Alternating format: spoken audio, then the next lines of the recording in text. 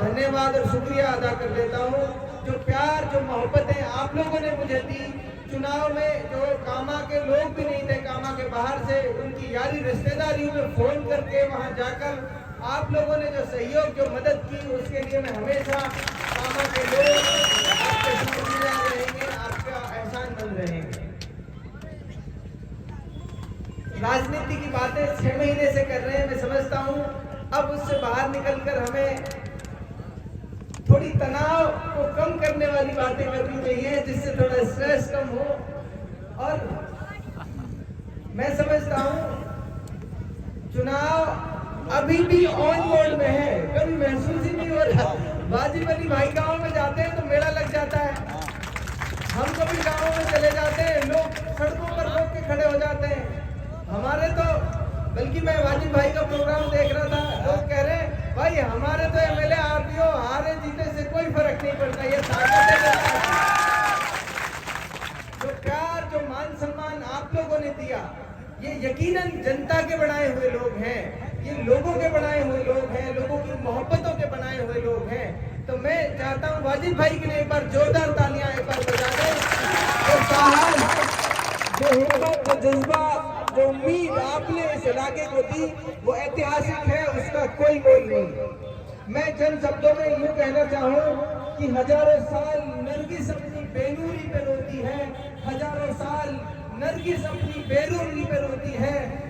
बड़ी मुश्किल से पैदा होता है चमन में दीदावर, बड़ी मुश्किल से पैदा होता है चमन में दीदावर। वाजिब भाई जैसे लोग इस इलाके की नुमाइंदगी, इसकी रहनुमाई कर रहे हैं, ये हमारे लिए फख्र की बात है। और जिस तरह का हौसला हिम्मत आप इलाके को देने का काम कर रहे हैं, जिस तरह से 36 बिरादरी के लोगों को एक साथ एकजुट होकर आप आगे बढ़ाने का काम कर रहे हैं, मैं समझता हूँ ये ऐतिहासिक है। सीकरी और नगर के इतिहास में ऐसा कभी नहीं हुआ जैसे पिछले 5 साल में हुआ, पहले कभी नहीं। सीकरी को आपने जयपुर और दिल्ली के बराबर, नगर को आपने जिस तरह विकास के नए आयाम दिए, वो ऐतिहासिक है, पहले कभी नहीं हुआ। मैं समझता हूँ ये लोकतंत्र है, लोगों का मत से नेता चुना जाता है और थोड़े से मार्जिन से हार जीत भी चुनाव हो जाती है, कोई मायने नहीं रखता। एक बात तो ये आप सब अपने दिलो दिमाग से इस हार जीत के भूत को, मैं समझता हूँ निकाल भी दिया है और निकाल दीजिए हमेशा के लिए। आप भाई जैसे लोग आपके साथ खड़े हैं, हम जैसे साथी इनके साथ कंधे से कंधे मिलाकर खड़े हैं, आपको चिंता करने की कोई जरूरत नहीं है, निश्चित रहिए। पहली बार मेवात में एक चीज नई देखने को मिली, हार कर कोई व्यक्ति, जनप्रतिनिधि, जनता के नेता हार कर पहली बार लोगों का धन्यवाद करने जा रहे हैं, ये मेवात में पहली बार हो रहा है। और जो तानाशाह लोग जो ये समझते थे हमारी बापोती है ये इलाका, यहाँ की राजनीति, यहाँ का हमारे बाद हमारी नस्लों की ये विरासत है, उनको उनके मुंह पर तमाचा मारने का काम आपने किया। ये ताकत है नौजवानों की और ये दिशा और दशा है जो आने वाला मेवात में देखने को मिलेगी। इसके लिए आप सब मुबारकबाद के मुस्तहिक हैं, आप सब धन्यवाद के पात्र हैं। खेल के आयोजन पर राजनीति से बाहर निकलकर मैं फिर कहता हूँ, मेरे भाई हैं, बड़े भाई दल से आपने भी जो हमारे इलाके को हिम्मत हौसला देने का काम किया, वो भी कामा के इतिहास में ऐतिहासिक। जिस इलाके को लोग ये कहते थे कि इस इलाके में तो इस तरह की लड़ाई की, इस तरह के संघर्ष की कोई उम्मीद नहीं कर सकता, उस इलाके में रईस भाई, शाहरुख भाई, तमाम नौजवानों ने जिस तरह की जद्दोजहद, जिस तरह का संघर्ष, हब्बी सरपंच, इस्लाम सरपंच जैसे लोगों ने जिस बेबाकी के साथ जिस तरह की लड़ाई लड़ी, वो ऐतिहासिक है। और ये पूरी मेवात के लिए मिसाल है कि जो रूढ़िवादी, जो परंपरावादी राजनीति चल रही थी, उस राजनीति का खात्मा होगा और नई तरह की राजनीति की शुरुआत होगी।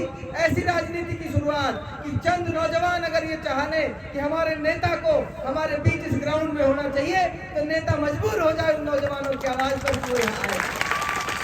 ये बदलाव की शुरुआत है। ये नौजवानों की ताकत का एहसास हमने किया। हमको लगा कि हमारे नौजवान, इलाके के नौजवान, चाहे वो इस विधानसभा के हों चाहे उस विधानसभा के हों, अगर वो नौजवान ताकत ये चाहती है कि इस खेल के मैदान में हमारा नेता हमारे साथ खड़ा होना चाहिए, तो नेता उन नौजवानों के इस कॉल को मना नहीं कर पाए। ये नौजवानों की ताकत है और मैं उस ताकत के साथ पूरे जीवन भर कंधे से कंधा मिलाकर चलने का काम करूंगा। और मैं तो कुछ तजुर्बे ऐसे हैं जो आपके साथ शेयर करना चाहूंगा। फोन में एक फीचर है वो ट्रू कॉलर का। आजकल मेरे पास, क्योंकि मेरा नंबर बहुत सर्कुलेट हुआ, मैंने कोशिश की मैं हर आदमी तक पहुंचूं और इस कोशिश में कई उसके डिमेरिट भी होते हैं। मेरे पास फोन आते हैं आजकल, ट्रू कॉलर पे पहले पता चल जाता है किसका फोन आ रहा है। तो फोन आएगा, किसी पे तो लिखा है मासूम बालक, ये लेटेस्ट पता चल रहा है। किसी पे लिखा आता है नाम पता करके क्या करोगे। अब मुझे डर लगता है फोन उठाऊं कि ना उठाऊं। तो मैं बड़ी दुविधा में हूँ। कुछ साथी शिकायत करते हैं कि भाई फोन नहीं उठा पाते सबका। उसकी वजह यह है कि कहो तो रात को 2 बजे भी बच्चे फोन कर रहे हैं, आवाडी मुख्तार बोल रहा हो क्या? तो नंबर चेक करना, पर्चा में देखो। तो ये कई बार शिकायत रहती है वाजिब भाई से, लेकिन किसी की इस तरह की शिकायत है तो मैं उनको समझ सकता हूँ। पहले मुझे कई बार लगता था कि भाई सबकी फोन उठाना चाहिए, लेकिन कई बार मजबूरी रहती है नेता की भी। और सीकरी में जब आया, ताज्जुब की बात है, मैं इसलिए बताना चाह रहा हूँ। जैसे ही मैंने सीकरी में एंटर किया तो कुछ लोग 11 बजे से फोन कर रहे थे। तो सीकरी में घुसते ही ट्रू कॉलर का अलग अंदाज है। सीकरी में घुसते ही ट्रू कॉलर पे जो नाम आता है वो कहता है रेड बुल के दीवाने, रेड बुल के बादशाह। तो आपने रेड बुल और इसको जो एक ब्रांडिंग दी है, मैं तो कहता हूँ करोड़ों रुपए रेड बुल को आपको देने चाहिए उनके प्रचार के लिए। इतना बड़ा इंटरनेशनल ब्रांड एम्बेसडर उनको मिला। खैर बहरहाल उस संदेश को मैं आपके साथ फिर इलैबोरेट करना चाहता हूँ। जिस तरह के सदमे में तीनों विधानसभा सीटों को हारने से इलाके के लोग थे, जिस तरह की मायूसी इस इलाके में, और बल्कि मैं कहूँ पूरी मेवात में, हरियाणा मेवात से मिलाकर राजस्थान मेवात के सारे सीटों पर जिस तरह की मायूसी थी, उस मायूसी को उस 30 सेकंड के वीडियो ने सच में रफू चक्कर कर दिया। चुनाव के हार की चर्चा खत्म हो गई। ये बहुत बड़ी ताकत और हिम्मत देने का काम था। उसका कुछ लोगों ने गलत आशय निकाला, उनसे भी मैं कहना चाहता हूँ, बहुत पॉजिटिव व्यक्ति है, ऐसा व्यक्ति है जिसने विकास की, डेवलपमेंट की राजनीति शुरू की इस इलाके में, जिसने मेवात इलाके को ये बताया कि किस तरह से इस इलाके को आगे बढ़ाया जा सकता है। जिस व्यक्ति का मैं अपने चुनाव प्रचार के दौरान जब डेवलपमेंट की बात करता था तो मुझे लोग कहते थे छोटा वाजिब है, मुझे लोग कहते थे इसमें हम दूसरा वाजिब देखते हैं। तो ऐसा व्यक्ति, इतना पॉजिटिव आदमी मेवात की राजनीति में है, जो मैं यकीन दिला सकता हूँ, तो मैं भरोसे के साथ कह सकता हूँ कि 36 बिरादरी के लोगों को इंसाफ के तराजू में तोलने का काम कोई कर सकता है तो वो वाजिब भाई हैं। एक बार जोरदार तालियों से। और फिर चंद शब्दों के साथ आप सबसे सिर्फ इतना कहूँगा, खेल के माध्यम से समाज में एक पॉजिटिविटी आती है, एक सकारात्मकता आती है। और खेल हमें हार और जीत को बर्दाश्त करने का की कला भी सिखाता है, आदत भी हमको सिखाता है। मैंने कभी चुनाव को इससे ज़्यादा हावी अपने ऊपर नहीं होने दिया।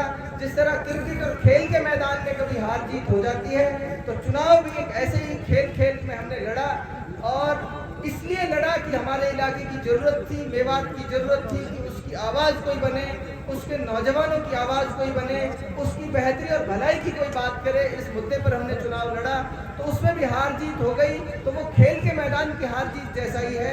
हम खेले तो खेल के मैदान में हम भी बहुत बार हारे, बहुत बार जीते। इसलिए खेल हमें बहुत इस सब तरह के संघर्ष से लड़ना सिखाता है।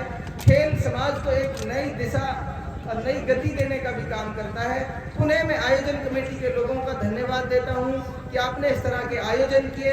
इसके साथ साथ मैं आपको एक बात कहता हूं, आपकी बड़ी जिम्मेदारी है कि निष्पक्ष रूप से ये टूर्नामेंट कराया जाए। किसी भी तरह की बेईमानी खेल में होती है तो ये मान लो वो समाज का आईना दिखाता है, समाज को हमें बताता है कि समाज में किस तरह की अन्यायपूर्ण व्यवस्था है। जब खेल में न्याय होगा, खेल की व्यवस्था में न्याय होगा, 100% ये मान लीजिए समाज में उसका बहुत बड़ा संदेश जाएगा। आप ईमानदारी से प्रतियोगिता कराइए, जो अच्छा खेलेगा, जो बेहतरीन खेलेगा, चाहे वो हमारी गांव की टीम है, चाहे पड़ोस की टीम है, वो जीत कर आए, ऐसी मेरी कामनाएं हैं आप सबसे। आयोजन कमेटी के लोगों को वाजिब भाई के साथ मंच शेयर किया, बड़ी जिम्मेदारी रहती है उनके साथ बोलने में भी कमी कोताही अगर कुछ है तो मैं भाइयों से सबसे माफी भी चाहता हूँ। और मैं हमेशा आपके बुलावे पर कौम, समाज और इलाके की बेहतरी के लिए आपके साथ हमेशा हाजिर रहूंगा, आपके बीच रहूंगा। बहुत बहुत शुक्रिया, बहुत बहुत धन्यवाद।